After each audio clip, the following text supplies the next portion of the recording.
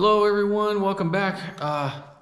Let's jump right into it. So we subscribe to one of those lead generation, maybe you'd call it programs or websites where a homeowner can go online and submit a request for a contractor for a certain project, remodel, new home, whatever it might be.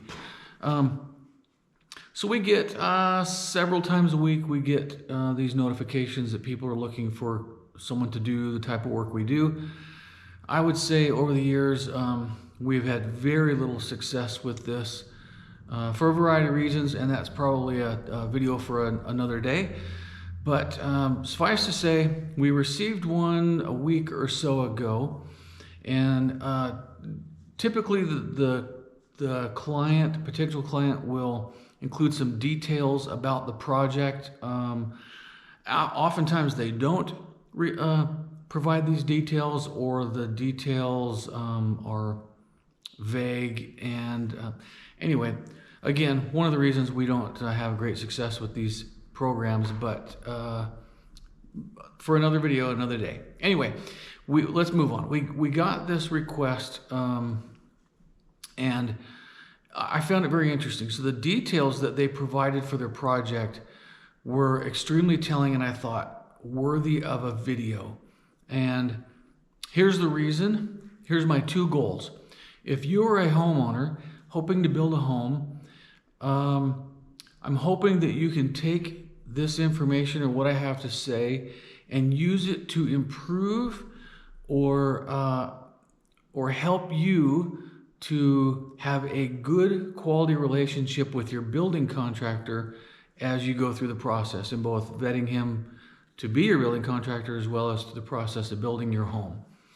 If you are a building contractor, general contractor, building, whatever it is, I'm hoping you can take this little information and use it to your benefit to do the same in vetting your clients and determining if there's if a particular client is a good fit for you and your business. I can't tell you that.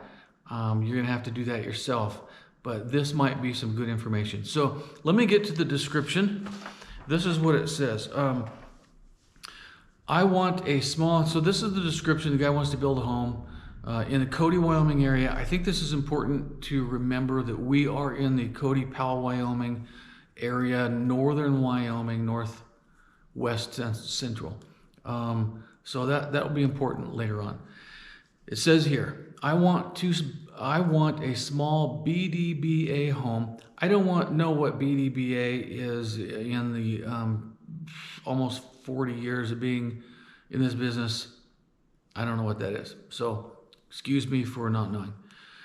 No OSB ever, all in capital, exclamation, exclamation, exclamation. Pretty serious about that. Minimum of plywood on walls and roof with plywood floors. Floor joists and roof rafters, a minimum, capitalized, of X. I don't know what the X means either. And it could be something with the program. I don't know. Walls should be X. Again with the X, exclamation. All treated, exclamation. All cabinets in kitchen and bath should all be treated plywood. Throughout the entire home, everything should be treated. He's pretty serious about the treated. I want a house that'll last plus years, the not is in capital, and then he didn't finish his sentence, but he did add an exclamation. I know this'll cost me more upfront. I spent years building and remodeling, all one word, houses, and I am disabled, so I can't do it myself anymore. I know how a home should, capitals, be built. So I'm not sure if you picked up on this, but there is a lot wrong about this description. And I'm going to start with number one. I wouldn't work for this guy for any amount of money. There is no amount of money, literally, that would cause me to work for this guy. And I'm going to say number one, here's the number one reason. In his description, he has made clear two things. One, he believes he knows more than likely anybody around him, including whoever he hires. That leads me to believe that this is a guy that will micromanage a project from start to finish, and that's going to create an issue. We'll get to that. The second thing this reveals is that despite the fact he believes he knows best, clearly, his insistence on certain materials and his insistence on the fact that he knows what he's talking about indicates to me that he doesn't actually know what he's talking about at all. That's an issue, particularly when you have a micromanager.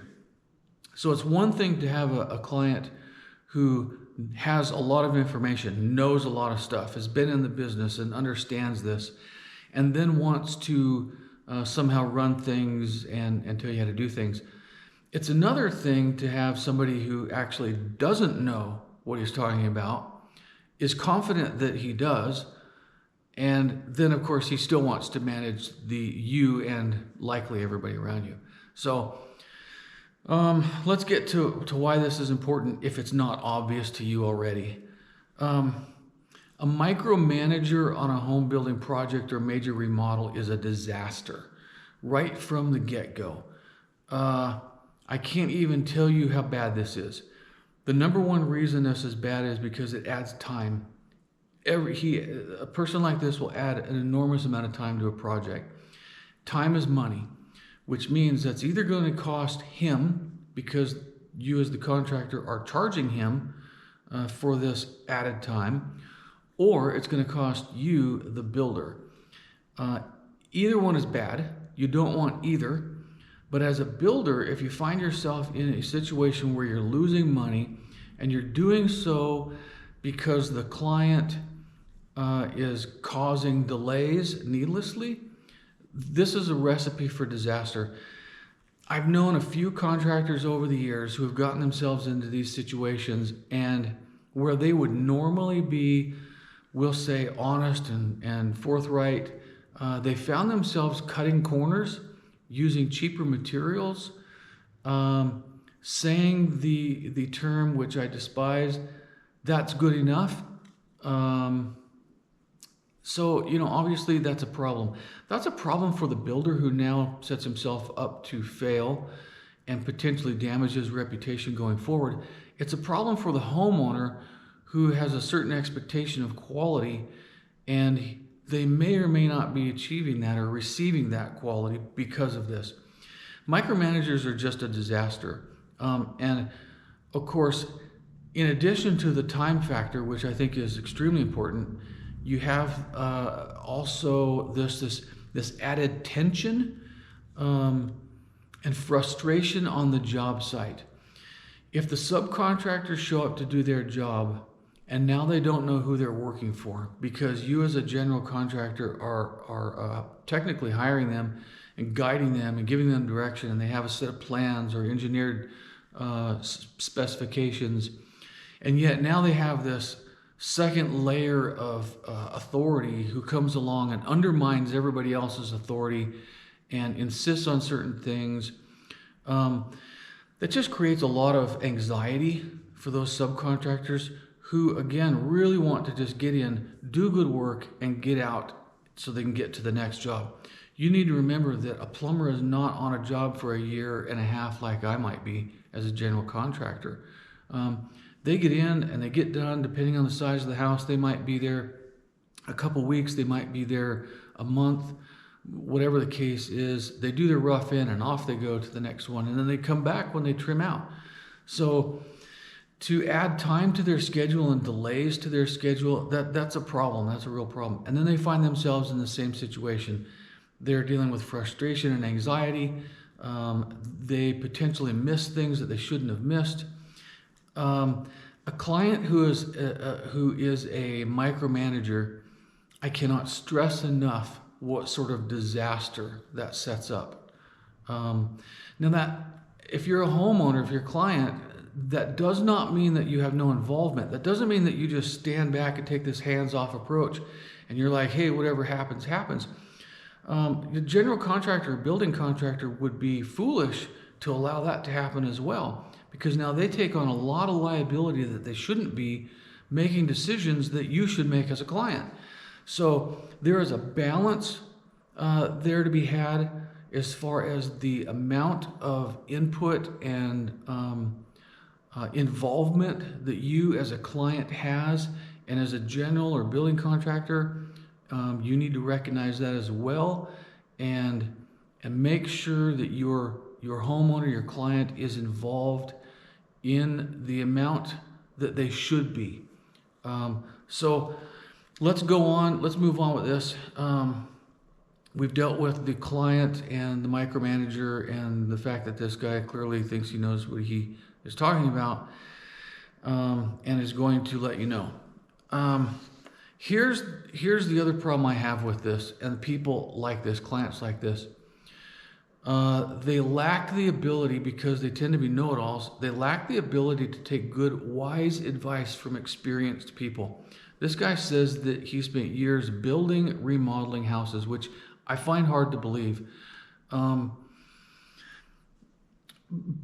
I find that hard to believe based on the requirements that he said. He is extremely focused on having, I think, what he perceives to be as long-lasting materials,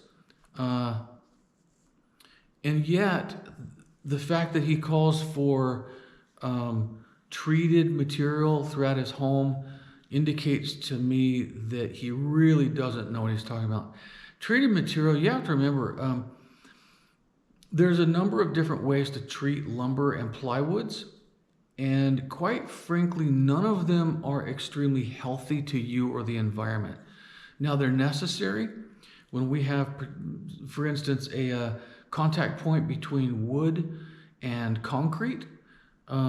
Wood absorbs moisture and rot. Concrete gives off moisture. It will wick moisture away from it for almost the life of the concrete, or at least an extremely long time.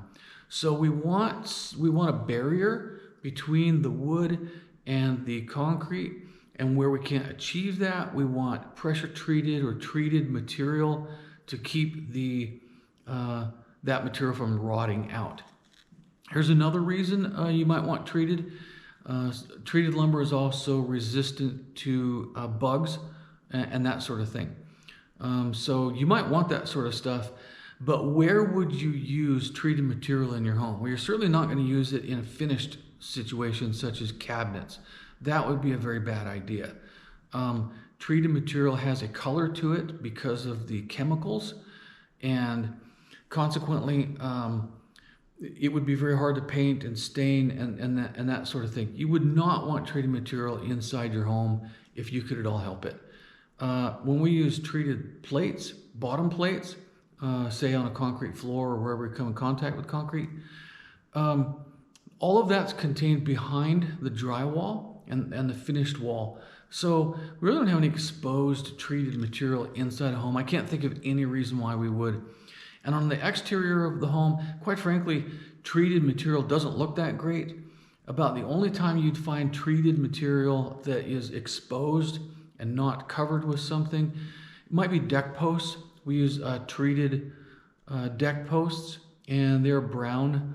I don't always love them. I prefer to cover them, but you could do that. Again, I point out that there are chemicals used to treat the lumber and plywood, and those chemicals, although some they say are more environmentally friendly, none are environmentally friendly truly, and none are really friendly to you and your health and your family's health. So again, the fact that that he really wants all treated material throughout the home indicates to me that he doesn't actually know what he's talking about here. Now, remember I talked about this is Cody, Wyoming, is where he wants to build the home. We live in Powell, which is about roughly 20 miles away from Cody. And this is our environment. We have extremely low humidity.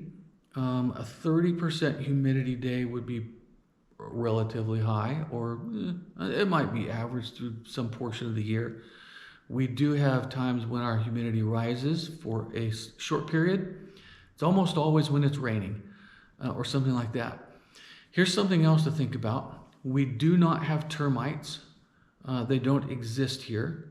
We have very few bugs in general, and we don't have the type of bugs that feed on wood products and burrow into that sort of thing, like termites. Going back to our climate, we receive in the Powell-Cody area, Powell receives about 7 inches on average, about 7 inches of precipitation a year. Cody receives about 10. We're talking 10 inches of precipitation per year on average, and that includes snow. That includes everything: snow, rain, whatever that precipitation is. And that is spread out through 12 months of the year. Combined with our dry climate, low humidity, and very little moisture throughout the year, we have very, very few water problems. Our big issue is not water.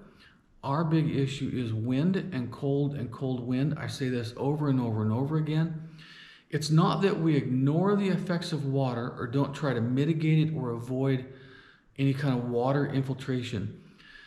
Where we find water problems are almost always in a wind-driven situation, where it drives snow in and then the snow melts.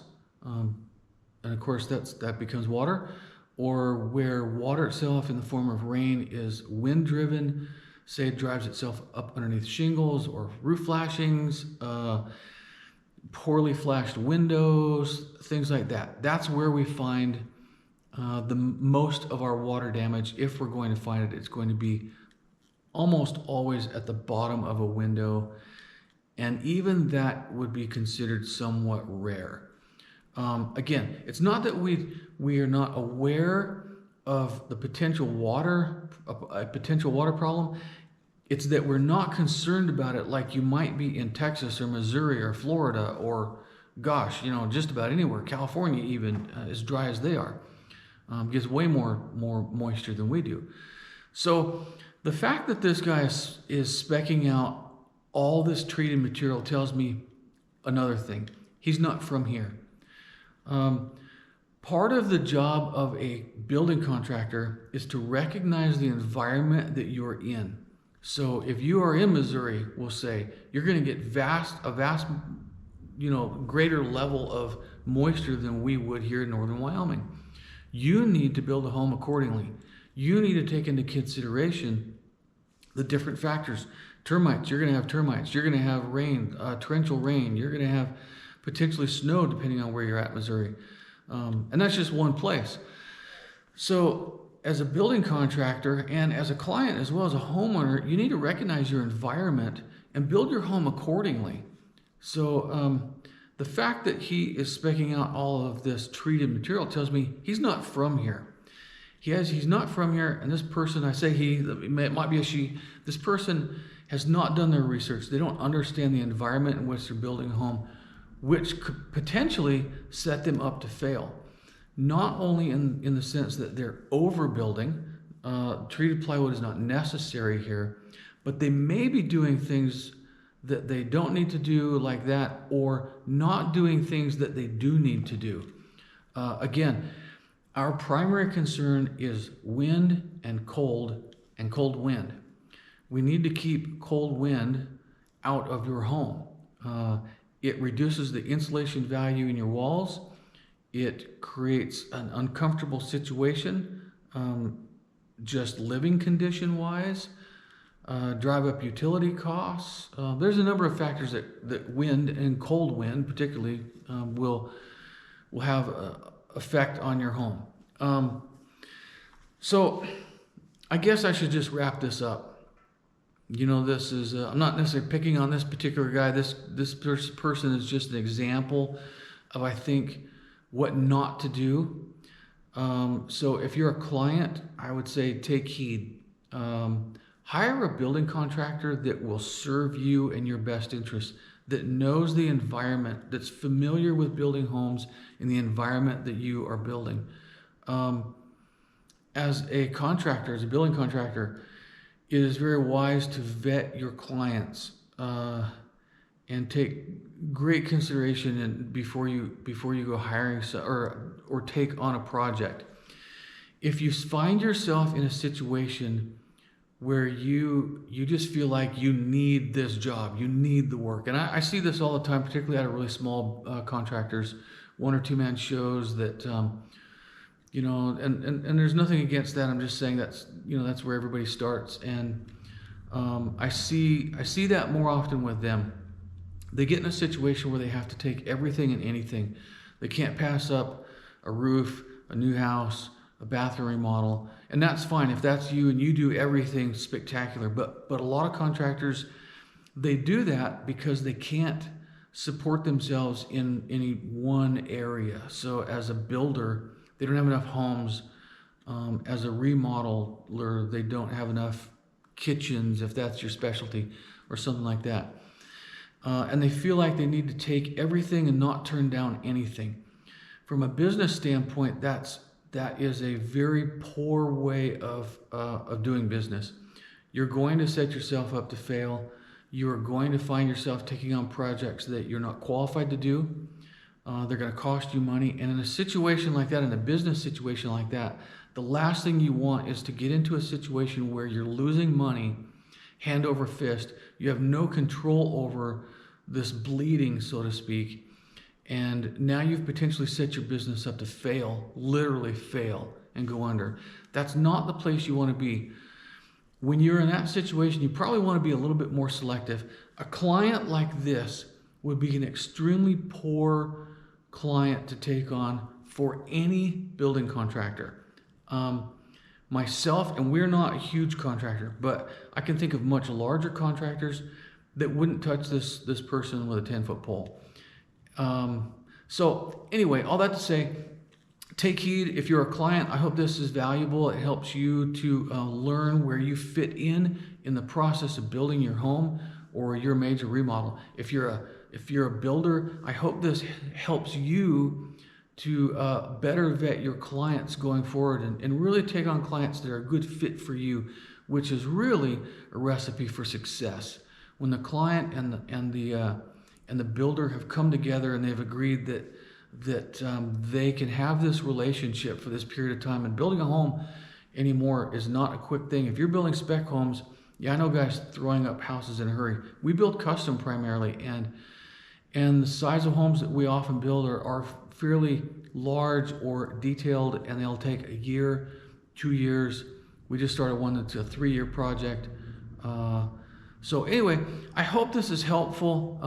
If you have questions or comments, you know, maybe I'm way off base and you're like, you're an idiot, you know, put them in the comments. That's okay. I can take it.